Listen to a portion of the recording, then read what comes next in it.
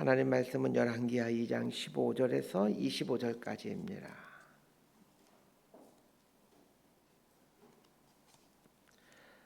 열왕기하 2장 15절에서 25절까지 말씀 번갈아 가면서 읽습니다. 제가 먼저 읽겠습니다.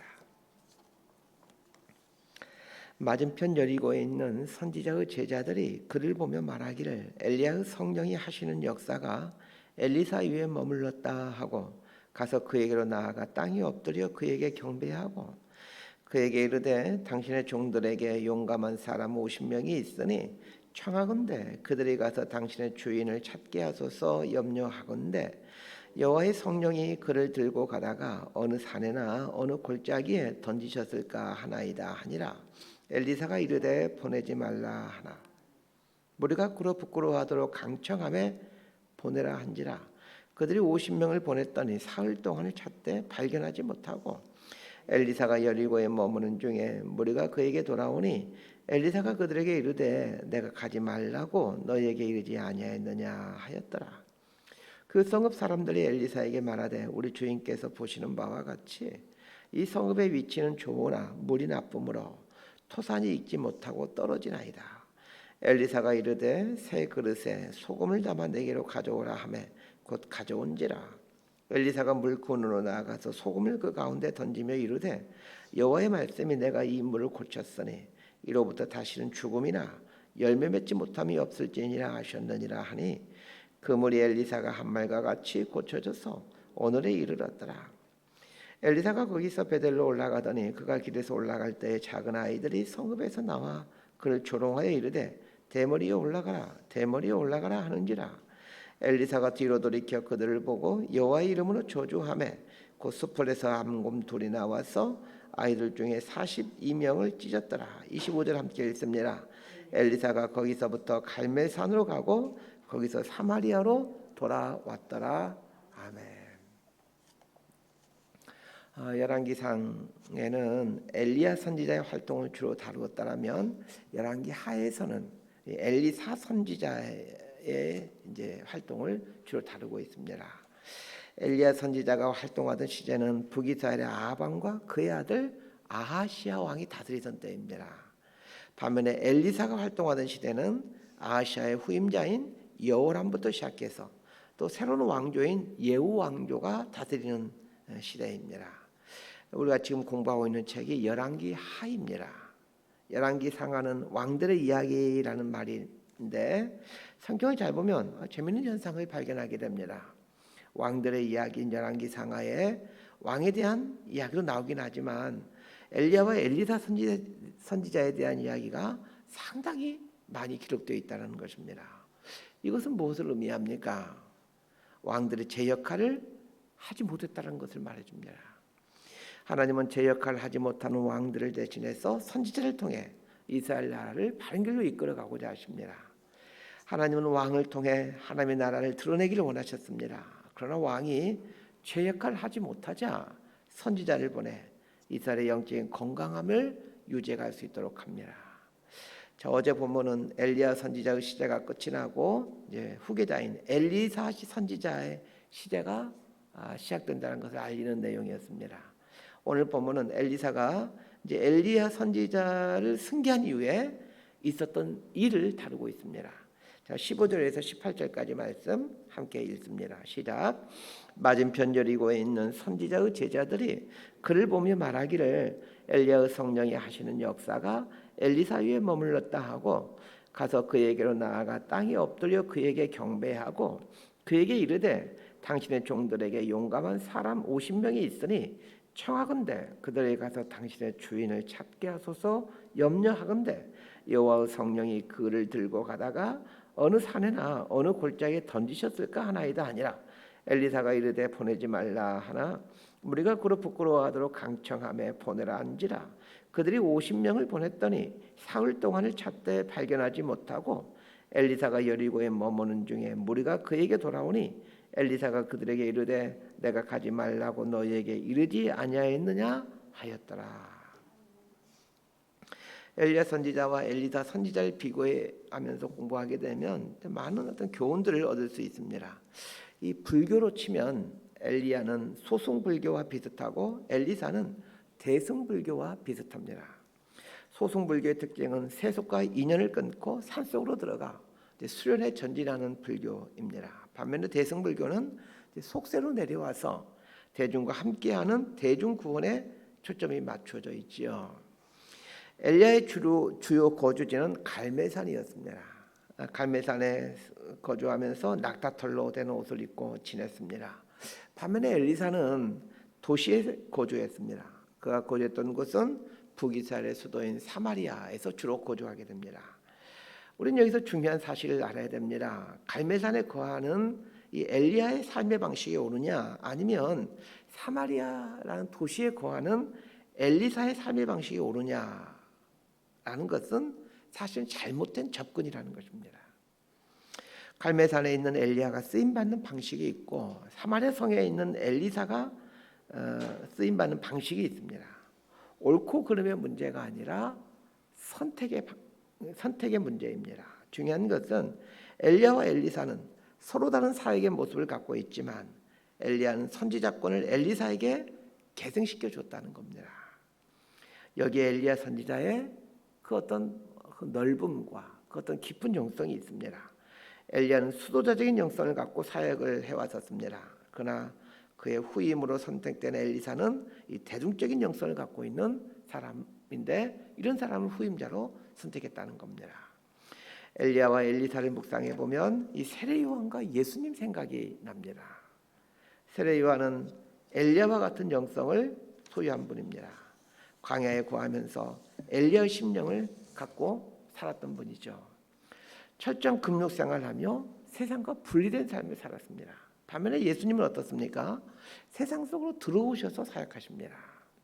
사람들 속으로 들어와 그들과 함께 먹고 마시고 웃고 울고 하신 분이십니다. 누가 옳습니까? 두 분 다 옳습니다. 교회는 다분히 세상 속으로 들어와 있는 영성을 갖고 있습니다. 그러나 교회가 건강해지기 위해서는 세상을 떠나는 영성도 갖고 있어야 합니다. 그래서 때로는 그리스도인은 세상을 떠나 깊은 수도원에서 홀로 있음의 시간을 가질 줄도 알아야 합니다. 그래야 균형 잡힌 영성을 간직하게 됩니다. 세상을 떠나 침묵의 영성을 소유한 사람만이 진정 세상 속으로 들어와 맑은 물을 흘러보낼 수가 있게 되는 겁니다. 세상을 떠나 침묵의 시간을 갖는 것은 내 삶을 정화시켜 세상의 거룩과 생명을 흘려보내기 위함입니다. 세상에 흘러가지 않는 맑은 물은 오히려 고이게 되는 법입니다. 고이면 또 썩게 됩니다. 엘리야 선지자는 요단강가에서 하늘로 들림받게 되죠. 엘리사 선지자는 똑똑히 자신의 스승인 엘리야 선지자가 하늘로 올라가는 것을 지켜보았습니다. 불말과 불수레가 와서 엘리야 선지자를 데리고 간 겁니다. 그리고 엘리사에게 남겨진 것은 엘리야의 겉옷이 남겨지게 됩니다. 엘리사 선지자는 엘리야의 겉옷을 갖고 여리고의 선지자 학교로 오게 됩니다. 15절에 여리고에 있는 선지자의 제자들이라는 말이 등장합니다. 여리고에 있는 선지자의 제자들이라는 말은 선지자 학교의 학생들을 말합니다. 그런데 언제부터 이 선지자 학교가 세워졌던 것일까요? 그 신학교를 가리켜서 통상 쓰는 말이 선지동산이라는 말을 씁니다. 선지자들을 배출하는 학교라는 말이죠. 근데 이 선지자 학교, 선지동산이 이 엘리야 선지자 때부터 처음 성경에 등장하게 됩니다. 엘리야가 이세벨 왕비의 협박을 피해 광야로 도망가서 거기서 하나님을 깊이 만나지요. 그 로뎀 나무 아래에서 까마귀가 가져다 주는 그 먹을 것을 먹고 살아가는 그런 이야기 아시죠? 재밌는 것은 이 사건 이후에 엘리야가 이세벨 왕비의 협박을 피해 도망간 이때부터 엘리야가 성경에 나오지 않게 되는데 사실 이때부터 이제 이 선지자 학교가 시작됐을 것으로 보고 있습니다. 엘리야는 선지자 학교를 만들어 수많은 선지자들을 배출해냅니다. 여리고에 있는 선지자의 제자들이라는 말은 이 엘리야의 제자들이었고 엘리사는 그들 중에 한 사람이었을 것으로 봅니다. 엘리사는 선지자 학교로 돌아오게 됩니다. 그런데 선지자 학교의 생도들이 평상시에 다른 엘리사 선지자의 모습을 보게 됩니다. 엘리야에게 임했던 성령이 엘리사에게 임한 걸 보고 엘리사에게 엎드려 절을 합니다. 엎드려 절을 한다라는 것은 이제 엘리야의 후계자로 받아들였다라는 뜻입니다. 자, 그런데 선지자 학교 생도들이 엘리사에게 한 가지 청을 합니다. 엘리야의 시체를 찾으러 갈 수 있게끔 해달라라고 간청을 합니다. 엘리사는 분명 자신의 두 눈으로 불말과 불수레가 와서 엘리야를 데리고 하늘로 올라간 것을 보았습니다. 그래서 엘리사 선지자는 갈 필요 없다. 엘리야 선지자는 불말과 불수레를 타고 하늘로 올라갔다라고 말을 합니다. 그럼에도 불구하고 선지자 학교 생도들은 그렇지 않을 겁니다. 올라가다가 분명히 공중 어딘가에서 떨어졌을 것입니다. 하면서 엘리야 선지자의 시체를 찾으러 가게 달라고 강권적으로 부탁을 합니다. 엘리사 선지자는 그들이 잘못 생각하고 있다는 것을 알고 있으면서도 그럼 그렇게 하도록 해라라고 허락합니다. 자, 여기에서 이 엘리사 선지자의 깊은 해안을 봅니다. 분명 선지자의 생도들이 틀렸다는 것을 잘 알고 있습니다. 그들이 허탕치고 돌아온다는 걸 잘 압니다. 그럼에도 허락을 합니다. 자, 여기서 성숙한 지도자의 모습을 보게 됩니다. 엘리사 선지자는 선지 생도들의 고집을 꺾질 않았습니다. 오히려 자신들의 고집이 얼마나 무모한 것이었는지를 스스로 깨닫도록 엘리야 선지자의 시체를 찾도록 허락합니다. 그래, 그럼 가서 한번 찾아봐라. 이렇게 허락을 하죠. 스스로 깨달은 그 배움만이 삶을 변화시켜 갑니다. 이 목회를 하면서 절실하게 배워가는 것이 이런 것들입니다. 이 목사가 얼마나 많은 설교를 합니까? 새벽 예배도 시작해가지고 주일 예배, 금요기도회. 수많은 이 설교는 사실 가르침이죠. 그런데 수많은 가르침을 줘도 사람들은 잘 변하지 않는다는 것입니다. 자신들이 깨달아야 합니다. 그럼에도 불구하고 가르치는 것을 중단하지 않는 것은 미래의 어느 날 스스로 깨닫게 되었을 때 그 목사님이 말했던 것이 무슨 말이었는지 알 수 있기 때문입니다. 그 말이 이 말이었구나.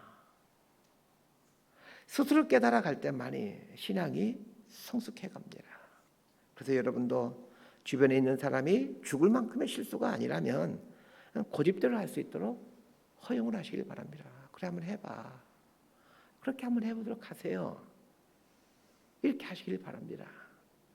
엘리사는 며칠 후에 허탕치고 돌아온 선지 생도들에게 내가 가지 말라고 너희에게 이르지 아니하였느냐?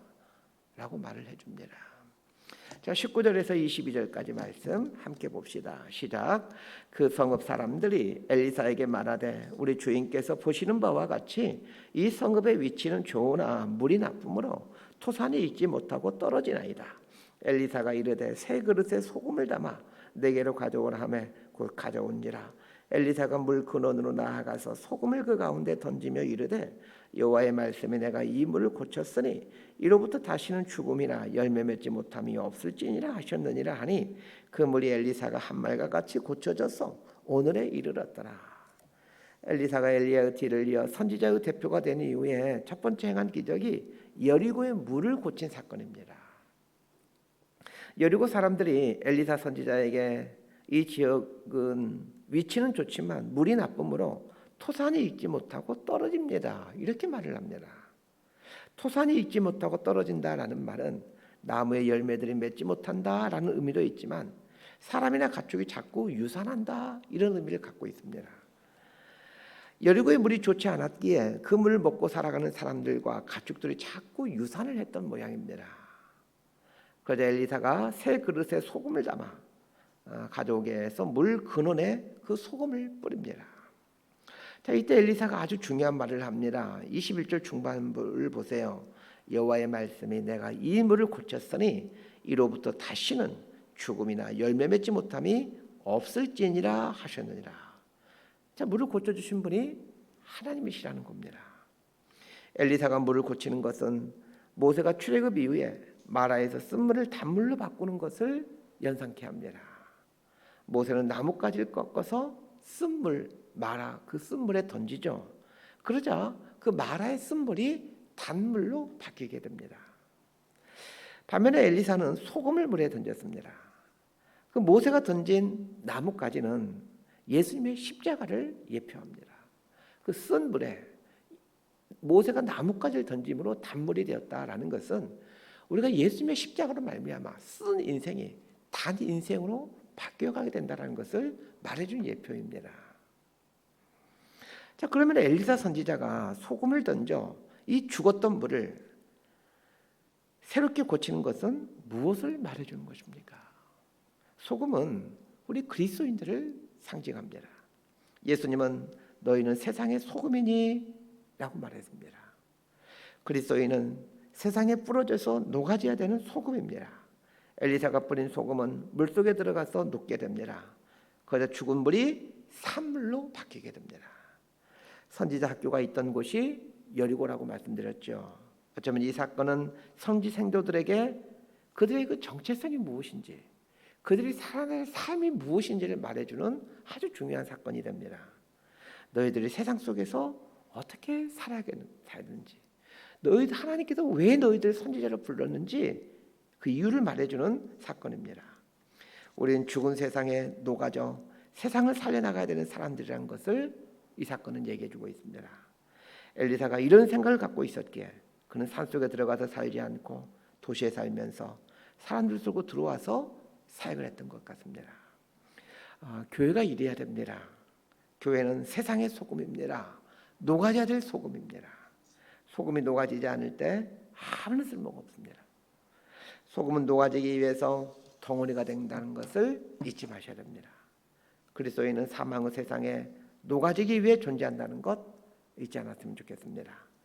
영성을 깊게 하고 솟아나는 샘물 같은 깊은 영성을 소유해 가려고 하는 것은 세상에 녹아져서 흘러보내기 위함임을 잊지 마셔야 됩니다. 자, 23절에서 25절까지 말씀 함께 봅니다. 시작. 엘리사가 거기서 베델로 올라가더니 그가 길에서 올라갈 때에 작은 아이들이 성읍에서 나와 그를 조롱하여 이르되 대머리에 올라가라 대머리에 올라가라 하는지라. 엘리사가 뒤로 돌이켜 그들을 보고 여호와의 이름으로 저주하며 곧 수풀에서 앙곰들이 나와서 아이들 중에 42명을 찢었더라. 엘리사가 거기서부터 갈멜산으로 가고 거기서 사마리아로 돌아왔더라. 자, 이 본문은 어떻게 해석해야 될지 참으로 난감한 내용입니다. 그러나 본문을 잘 생각해 보면 무엇을 말해주고자 하는지 알게 됩니다. 자, 엘리사 선지자가 여리고에 있다가 베델로 올라가게 됩니다. 여리고는 낮은 지형에 있고 베델은 높은 지역에 있습니다. 그런데 베델에 이르렀을 때에 작은 아이들이 엘리사 앞에 나타납니다. 자, 여기서 말하는 작은 아이들이란 우리가 봤을 때 작은 아이들 그러면 한 10살 정도의 아이들이겠구나 이렇게 생각하는데 그런 게 아닙니다. 이 아이들로 번역된 나르라는 말은 청년을 의미하는 단어입니다. 그리고 작은으로 번역된 카탄이라는 말은 쿠투라는 말에서 출발된 말인데 그 뜻이 혐오하다, 싫어하다라는 뜻입니다. 그래서 작은 아이들이라는 말은 불량배의 청년들 혹은 우상을 숭배하는 젊은 청년들 이렇게 해석하는 게 맞습니다. 이 불량배 청년들이 엘리사를 조롱하다가 이제 암곰은 사자를 말하는데 사자가 나와서 42명이 죽게 됩니다. 그런데 잘 보니까 그 죽은 42명은 청년들 중에 일부였음을 알게 됩니다. 최소한도 수십 명에서 수백 명이 모여 있다가 엘리사 선지자를 조롱했던 것으로 보여집니다. 그럼 왜 이들은 수십 명, 수백 명이 패거리로 몰려 있었던 것일까요? 자, 위에서 설명한 것처럼 이 청년들은 불량배였을 가능성이 아주 높습니다.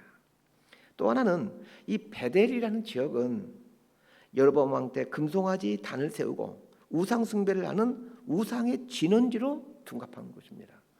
지금 이때부터 이 엘리사 선지자가 있던 때로부터 여로보암이 이 베델의 우상을 만들었던 것은 100년도 채 되지 않습니다.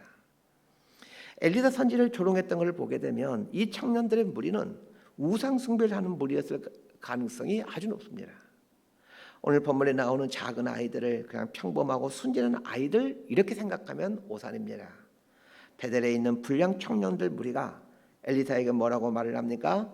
대머리여 올라가라 이렇게 말을 합니다. 대머리여 올라가라라는 말은 이게 우리말 뉘앙스로 바꾸게 되면 이곳에서 꺼지라 이런 뜻입니다. 그리고 대머리라는 말도 상당히 뉘앙스가 있는 말입니다. 대머리라는 말에는 거짓 선지자라는 말의 의미가 있습니다. 그러니까 대머리에 올라가라라는 말은 이 거짓 선지자야, 이 사기꾼아, 꺼져라, 이런 뜻입니다. 이 청년들이 사자에게 찢겨 죽게 된 것은 예수님을 받아들이지 않는 사람을 향한 하나님의 심판을 예표해 줍니다. 이 사건은 하나님이 보내신 예수님을 받아들이지 않는 사람들에 대한, 십자가를 조롱하는 사람들에 대한 심판이 있다는 것을 말해줍니다. 여리고의 물을 고친 사건과 베델에서 엘리사를 조롱한 사람들이 심판을 받게 되는 이 전혀 다른 두 개의 사건을 이어서 말해주는 것은 예수님은 이 땅을 축복하고 고치러 오신 분이시지만 동시에 이 땅을 심판하러 오신 분이다 라는 것을 말해주는 어떤 쌓인 예표가 됩니다. 말씀 정리합니다. 엘리야는 엘리사에게 선지자직을 계승해 줍니다. 우리가 갖고 있는 모든 것들을 다 물려줘야 됩니다. 내가 독점할 수 있는 것은 아무것도 없습니다. 다른 사람에게 반드시 물려줘야 되죠. 다른 사람에게 물려줄 것이라고 인정하며 산다라면 나에게 주어진 모든 것들 앞에서 바른 자세를 취하며 살 수 있게 됩니다. 두 번째로 기억해야 될 것은 우리는 썩어 냄새나는 세상에 녹아 흐르기 위해 존재한다는 것입니다. 그 일하라고 우리를 하나님께서 불러주셨습니다. 그리스도인이 맑은 물이 되고 깊은 영성을 소유해야 되는 이유가 이것 때문입니다. 녹아져서 세상에 흘러 보내져야 되기 때문입니다. 나의 삶이 맑은 물이 되어 갈수록 내가 녹아지는 삶의 자리는 더 맑아져 가게 될 겁니다. 이런 과정을 통해 하나님 나라가 이루어지고 또 확장되어 가는 겁니다. 하나님은 온 세상을 이렇게 만들기 위해 저와 여러분을 먼저 부르셨습니다. 하나님의 부르심에 합당한 삶으로 날마다 깊어져 가고 맑아져 감으로 세상을 살아있게 만들어가는 저희 여러분의 삶이 되기를 진심으로 소망하고 축복합니다. 기도하겠습니다. 하나님 아버지, 세상을 초월하는 엘리야의 영성과 세상 속으로 들어가는 엘리사의 영성을 묵상해 봅니다. 세상에 나누어질 맑은 소금이 되기 위하여, 세상에 흘러보낼 마르지 않는 색임이 되기 위하여 때로는 영혼의 깊은 산속으로 들어가 깊은 옹달샘으로 자신을 갖고 가는 용기를 주시고, 내가 존재하는 이유가 세상에 흘러보내기 위함이라 소금으로 녹아져가는 삶을 선택하는 믿음을 갖게 하여 주옵소서. 성도들이 이런 삶을 살게 될 수 있도록 도와주시고, 또 말씀을 듣는 성도님들이 이런 성도님들을 날마다 변해갈 수 있도록 은총을 베풀어 주옵소서. 예수님 이름으로 기도드리옵나이다. 아멘. 기도하고